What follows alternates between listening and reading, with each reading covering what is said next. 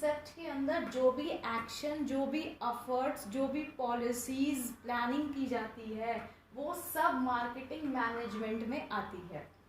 Importance of marketing management in Indian economy. Rural marketing, first point है rural marketing. देखिए 70% of population जो है वो विलेज में रहती है। उसके बाद हमें उनको ध्यान देना चाहिए, वहाँ पे भी उनके नीड्स को, रिक्वायरमेंट को पूरा करना हमारी जिम्मेदारी होती है।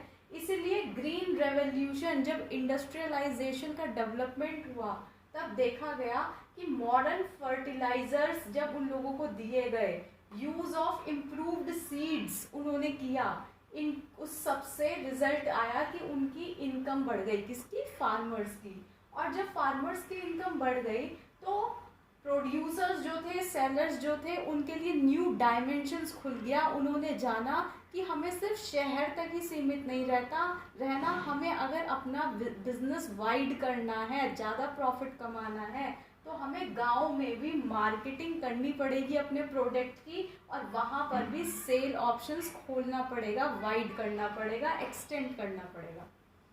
सेकेंड पॉइंट आया इसमें encouragement of exports. Marketing concept में एक्सपोर्ट्स को बढ़ावा दिया गया, प्रमोट किया गया। कहा गया कि अपनी कंट्री को आप सेल्फ सफिशिएंट बनाइएगा, उसके लिए आपको एक्सपोर्ट्स को ज़्यादा बढ़ाने पड़ेंगे और इम्पोर्ट का कोई सब्स्टिट्यूशन ढूंढना पड़ेगा। इम्पोर्ट्स को हम ख़त्म नहीं कर सकते क्योंकि हर जगह हर चीज़ उपलब्ध नहीं होती। फॉर एग्जाम्पल इंडिया में तेल के कुएं नहीं हैं, पेट्रोल हमें इजीली अवेलेबल नहीं होता, इसीलिए हमें पेट्रोल की रिक्वायरमेंट को पूरा करने के लिए उसे ईरान, इराक से इंपोर्ट करना पड़ता है। लेकिन उसका हम एक सब्स्टिट्यूट ढूंढ सकते हैं कि जैसे मोटर व्हीकल में, ट्रांसपोर्टेशन में आपको पेट्रोल की, डीजल की ज़्यादा ज़रूरत होती है, तो आजकल इलेक्ट्रिक मोटर्स स्टार्ट हो गई हैं, इलेक्ट्रिक व्हीकल्स आ गए हैं मार्केट के अंदर, जिन्हें आप चार्ज करें पावर सप्लाई से तो आप एक पर्टिकुलर, एक लिमिटेड एरिया कवर कर सकते हैं, एक लिमिटेड डिस्टेंस तक आप फ्रीली जा आ सकते हैं। तो एनकरेजमेंट ऑफ एक्सपोर्ट मेन था मार्केटिंग मैनेजमेंट का। अब आ गया obstacle in effective development of marketing. अब हमारी इफेक्टिव डेवलपमेंट ऑफ मार्केटिंग में कुछ रोड़े भी हैं, कुछ ऑब्स्टिकल्स भी हैं। वो क्या है? पहला, India lakhs qualified experience market. एक पर्टिकुलर, एक लिमिटेड एरिया कवर कर सकते हैं, एक लिमिटेड डिस्टेंस तक आप फ्रीली जा आ सकते हैं। तो एनकरेजमेंट ऑफ एक्सपोर्ट मेन था मार्केटिंग मैनेजमेंट का। अब आ गया obstacle in effective development of marketing. अब हमारी इफेक्टिव डेवलपमेंट ऑफ मार्केटिंग में कुछ रोड़े भी हैं, कुछ ऑब्स्टिकल्स भी हैं। वो क्या है? पहला, India lakhs qualified experience marketing experts. India के अंदर एक्सपीरियंस क्वालिफाइड एक्सपर्ट्स नहीं हैं, जिसके कारण जो है हम लोग जो है मार्केटिंग का रिसर्च एंड डेवलपमेंट प्रॉपर तरीके से नहीं कर पाते। सेकेंड पॉइंट है lakhs fundamental facilities of marketing research. Marketing research से रिलेटेड हमारे पास कुछ डाटाज नहीं है, कुछ बिजनेस रिपोर्ट्स नहीं है, इंफॉर्मेशंस नहीं है, बिजनेस साइकिल कैसे काम कर रही है, उसे कंट्रोल, इन्फ्लेशनरी प्रेशर को कैसे कंट्रोल करना है, वो सारी इंफॉर्मेशन नहीं है। वो रिसर्च हमारी अधूरी रह जाती है। हम शुरू तो करते हैं पर हम ख़त्म नहीं कर पाते, जिसकी वजह से फंडामेंटल बेसिक फैसिलिटीज़ ना होने के कारण, एक हिस्ट्री ना होने के कारण, हिस्टोरिकल डाटा ना होने के कारण हम ट्रेंड्स नहीं समझ पाते कि पास्ट ईयर से क्या ट्रेंड चल रहा है और आगे का अनुमान नहीं लगा पाते। थर्ड है industrialist feel investment in development of marketing technique will increase cost of management. कुछ इंडस्ट्रियलिस्ट जो है उनका व्यू पॉइंट है कि अगर वो इन्वेस्टमेंट करते हैं development of marketing techniques programs में, तो वो जो है उनकी कॉस्ट ऑफ मैनेजमेंट बढ़ा देगा। इसलिए वो समझते हैं कि मार्केटिंग मैनेजमेंट जो है एक लग्जरी है, उसमें हम पैसा खर्च करके हमारा पैसा वेस्ट हो रहा है, हमें उतना रिजल्ट नहीं मिल रहा जितना हमें मिलना चाहिए। वो एक नेसेसिटी नहीं है, उसके बिना भी काम किया जा सकता है, जबकि ऐसा गलत है। मार्केटिंग मैनेजमेंट में अगर आप रिसर्च एंड डेवलपमेंट को एनहेंस करेंगे तो प्रॉफिट अल्टीमेटली आपके बिजनेस को ही कहीं ना कहीं होगा। कोई भी रिसर्च, कोई भी डेवलपमेंट वेस्ट नहीं जाता, वो आपको हेल्पफुल सिद्ध करता है। एक ट्रेंड, एक स्किल्ड और एक एक्सपीरियंस मार्केटिंग एक्सपर्ट जितना अच्छा आउटपुट दे सकता है, उतना उसकी कमी में, एब्सेंस में वो आउटपुट हमें नहीं मिल सकता। फोर्थ है, consumers do not cooperate in conduct of marketing research. जो इंडिया के कंज्यूमर्स हैं वो रिजल्ट्स हमको सामने नहीं आते। अगर उनसे कुछ पूछताछ की जाती है, इंक्वायरी की जाती है कि आपने ये प्रोडक्ट यूज़ किया, डेमोन्स्ट्रेट आपको करके दिखाया गया, आपने कंपैरिजन किया पहले वाले से और अब से, कि जो आप पहले यूज़ कर रहे थे और जो आज आपने डेमोन्स्ट्रेट किया उसमें आपको क्या फ़र्क नज़र आया, तो वो उससे रिलेटेड उस चीज़ को इम्पोर्टेंस ही नहीं देते और सिर्फ 5 मिनट का टेस्ट इंटरव्यू को पूरा करने के लिए हर चीज़ अननोइंगली अलग अलग रिजल्ट्स दे देते हैं, जवाब दे देते हैं, जिसकी वजह से केयरलेसनेस, मिस्टेक कंज्यूमर के पार्ट पर हमें जो है सही डाटा, सही क्लियर ट्रू पोजीशन नहीं पता चलती कि एक्चुअल में मार्केट में चल क्या रहा है। मार्केटिंग रिसर्च हमारी जो है वो फॉल्सिफाई हो जाती है। फिफ्थ है, lack effective production planning resulting in unsatisfied consumer.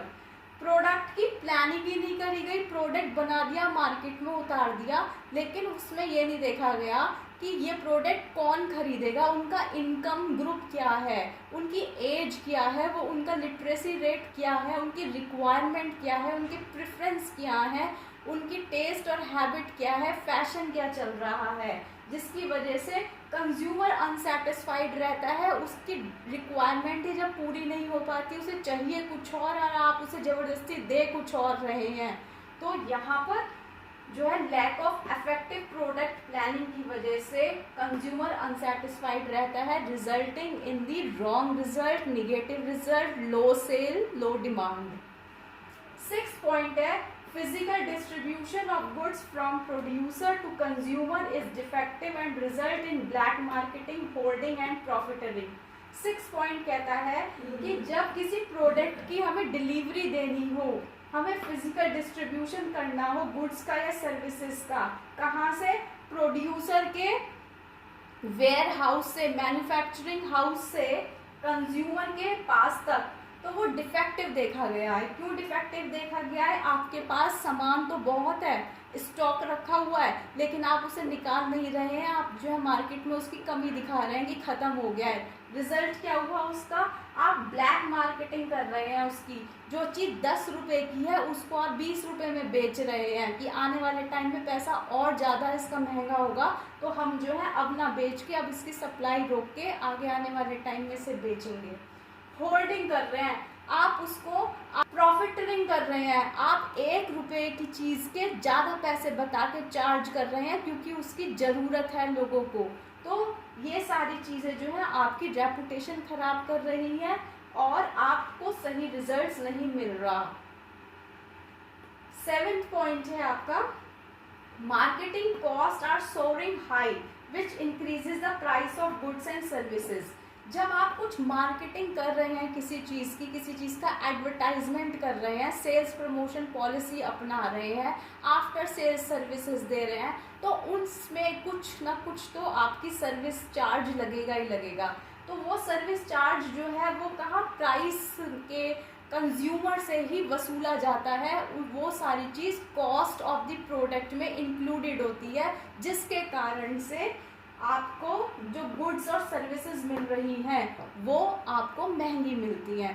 For example, अगर आपको कोई शॉपिंग करनी है, आपको एक टी शर्ट खरीदनी है, एक टी शर्ट है कि आप ठेले पे से खरीद रहे हैं, ठीक है, वो आपको बार्गेनिंग करके कुछ कम पैसों में मिल जाती है। और वही टी शर्ट अगर आप किसी शोरूम में से खरीदेंगे तो वहाँ के एसी के चार्जेस, वहाँ पे लाइटिंग के चार्जेस, हर चीज़ के चार्जेस जो हैं वो उस प्रोजेक्ट की कॉस्ट में इंक्लूडेड होंगे। हो सकता है कि आपके वेलकम के लिए आपको शॉपकीपर जो है अगर वेलकम ड्रिंक भी दे रहा है तो वो फ्री ऑफ कॉस्ट नहीं होती, उसके भी चार्जेस वो अपने प्रोडक्ट के कॉस्ट में आपसे वसूल लेता है, जिसकी वजह से प्रोडक्ट एक शोरूम में और एक ठेले पे बिकने वाले प्रोडक्ट के प्राइस में डिफरेंस होता है।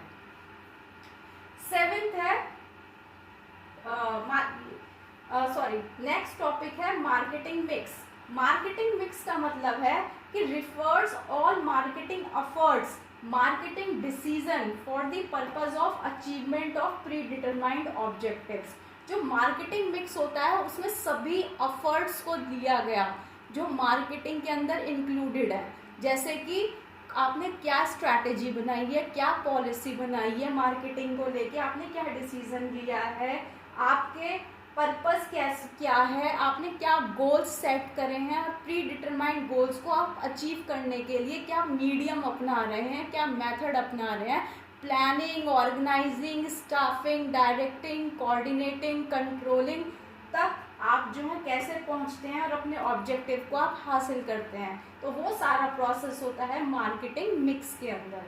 जो मार्केटिंग मिक्स होती है वो आपको 4 तरीके की बताई गई है। पहली है प्रोडक्ट मिक्स है, उसमें क्या क्या चेन है, किस तरीके से वो डिस्ट्रीब्यूट किए जा रहे हैं। इसकी चेन प्रोड्यूसर से स्टार्ट होती है जो प्रोडक्ट को बना रहा है, फिर वो प्रोड्यूसर होलसेलर तक अपना सामान पहुंचाता है, होलसेलर ने कुछ एजेंट्स रखे हुए हैं जो कि रिटेलर को अपना सामान पहुंचाते हैं, और रिटेलर और अल्टीमेटली कंज्यूमर तक सामान पहुंचाता है, क्योंकि कंज्यूमर और रिटेलर के बीच एक पर्सनल टच होता है। कंज्यूमर और रिटेलर पास पास रहते हैं और प्रोड्यूसर डायरेक्ट कंज्यूमर को सामान नहीं पहुंचा सकता। तो ये डिस्ट्रीब्यूशन चैनल्स जो होते हैं, इसमें जो जो एलिमेंट है वो हम डिस्ट्रीब्यूशन मिक्स में पढ़ते हैं। थर्ड है कम्युनिकेशन मिक्स। कम्युनिकेशन मिक्स के अंदर मेनली आते हैं एडवर्टाइजमेंट एंड सेल्स प्रमोशन, मतलब कि आप अपने प्रोडक्ट एंड सर्विसेज को कैसे इंट्रोड्यूस कर रहे हैं, उसकी मार्केटिंग किस एडवर्टाइजमेंट के बेसिस पे कर रहे हैं, कैसे आप उसको फैला रहे हैं, एक्सपेंड कर रहे हैं, जिससे कि सेल्स आपकी बढ़ जाए, लोग उसे पहचाने, समझें और इस्तेमाल करने के लिए एक उनके अंदर अट्रैक्शन आए, इन्फ्लुएंस आए।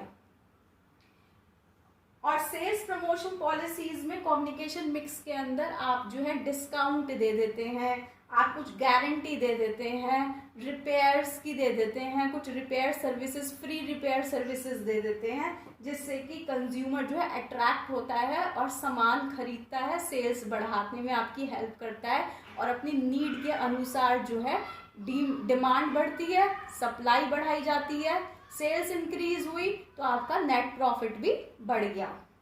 लास्ट है सर्विस मिक्स। सर्विस मिक्स के अंदर आता है कि बिफोर एंड आफ्टर सेल आपको कुछ सर्विसेज देनी होती है। बिफोर सेल आप क्या सर्विस दे सकते हैं कि आप डिमॉन्स्ट्रेशन करवा रहे हैं फ्री में, जैसे आपके घर अगर RO नहीं है तो वो आपके घर आएंगे, आपके घर के पानी को डेमोन्स्ट्रेट करेंगे, उसे फिल्टर करके दिखाएंगे कि ये कितना गंदा पानी है जो आप पी रहे हैं, इसमें इतनी ज़्यादा गंदगी है, और अगर यही पानी अगर आप RO में डालते हैं, फिल्टर करते हैं, तो ये पानी कितना साफ हो जाता है, कितने % गंदगी इसकी निकल जाती है। तो वो हो गया before sale services. After sale services जैसे कि आपको गारंटी दे दी, वारंटी दे दी। गारंटी दे दी कि अगर 1 साल तक आपका कोई सामान जो आपने लिया है वो खराब होता है तो वो वापस चला जाएगा और आपको नया सामान मिल जाएगा। वारंटी पीरियड होता है कि कोई सामान आपने जो खरीदा अगर वो खराब हो गया तो उसकी फ्री रिपेयर करी जाती है 1